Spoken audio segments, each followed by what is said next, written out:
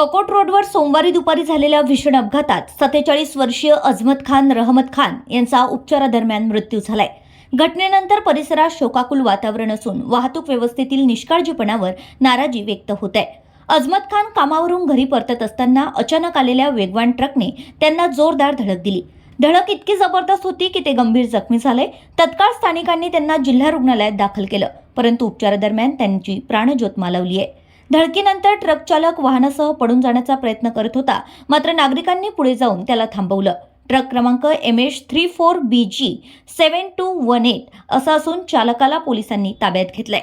वाहतूक व्यवस्थेबाबत चिंता व प्रश्नचिन्ह। अकोट रोडवर सतत वेगवान वाहनांची दाटी असते आणि याआधीही येथे अपघात घडत आहेत, मात्र या मार्गावर वाहतूक नियंत्रण व देखरेखीचा अभाव असल्याने धोका वाढत असल्याचं बोललं जात आहे। स्पीड ब्रेकर नसणे, कमी पोलीस गस्त आणि ओव्हर स्पीडिंगवर नियंत्रण नसल्याने नागरिक अस्वस्थ आहेत।